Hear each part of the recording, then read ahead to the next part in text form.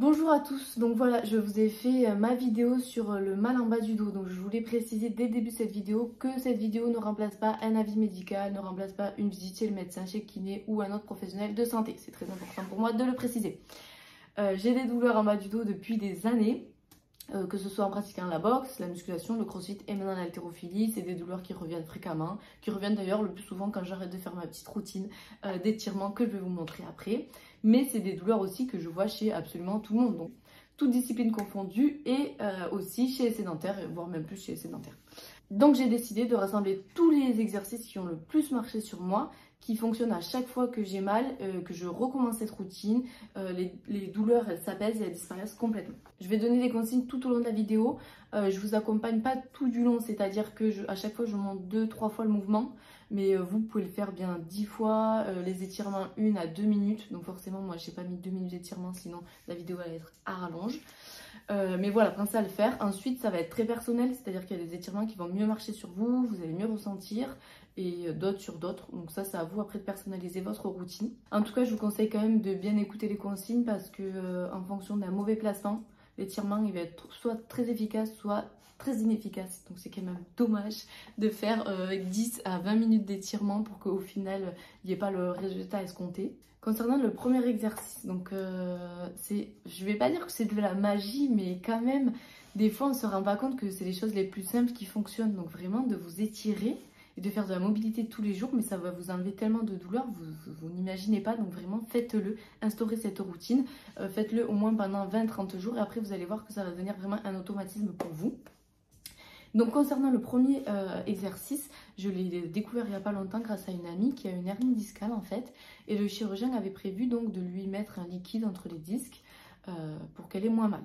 Et donc avant de lui faire ça, il lui a dit mais fais ce protocole qui marche je crois sur 9 personnes sur 10 il me semble. Donc je ne saurais pas vous ressortir les études et tout ça. Donc si je suis vraiment déter, je vais vous les mettre ici. Et vous allez voir c'est un exercice vraiment tout con. Qu'il faut faire une centaine de fois. Donc le mouvement une centaine de fois, vous allez voir. Et honnêtement, mais ça marche. C'est incroyable. Je parle trop. Voilà. Bon, en tout cas, j'espère que cette vidéo va vous plaire. C'est ma première vidéo sur YouTube depuis belle lurette. Donc si vous en voulez d'autres, ben, n'hésitez pas à me le dire en commentaire. Ça me ferait vraiment plaisir. Voilà, tchuss. Donc ça, c'est l'exercice dont je viens de vous parler. Donc vous mettez sur le ventre. Il faut que vous soyez vraiment totalement relâché. Vous venez tendre les bras, ouvrir la poitrine. Vous tenez 10 secondes la position. Et ensuite, vous allez passer donc au mouvement dynamique, dont vous en faites 10. Encore une fois, il faut que vous soyez relâché. Hein. Ce n'est pas des pompes, c'est vraiment des va-et-vient complètement relâchés. Et après, vous retenez du coup 10 secondes en isométrie. Et ça, vous le faites une dizaine de fois. Donc cet exercice, vous pouvez le faire vraiment tous les jours. Vous pouvez instaurer ça en routine tous les matins, avant vos entraînements en échauffement. Bon, vous n'êtes pas obligé de le faire 100 fois à l'échauffement, mais un peu tous les jours.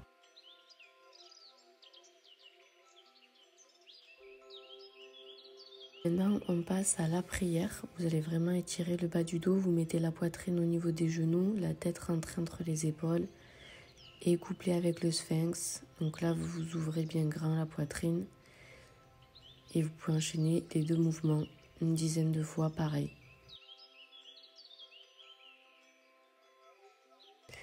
On passe sur le dos, je ne savais pas trop comment appeler cet exercice, donc vous mettez un pied sur l'autre comme ceci. Et quand vous mettez les jambes et les pieds d'un côté, vous envoyez la tête de l'autre.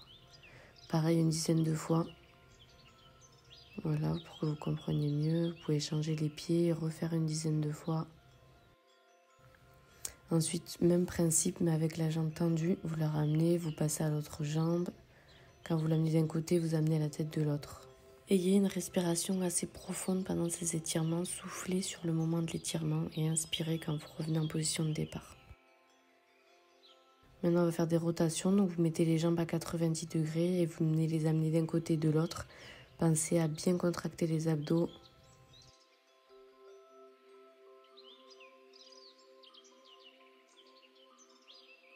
Donc ensuite, vous allez tendre les jambes et faire des petits va-et-vient comme ceci, en soulevant uniquement le bassin.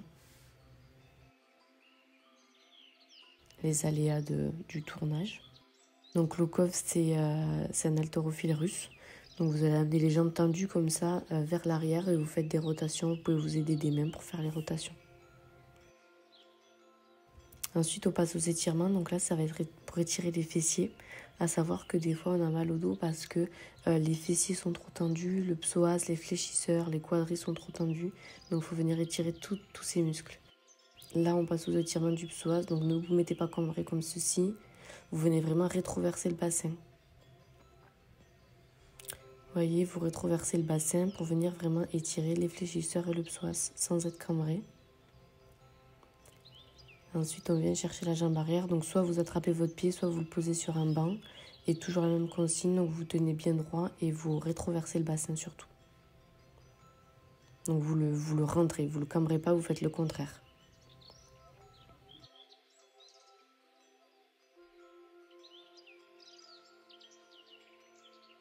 On passe au sol, jambe à 90 degrés, la jambe arrière tendue. Et on vient s'ouvrir. On ouvre la poitrine. Vous devez vraiment le sentir sur le fessier de la jambe fléchie.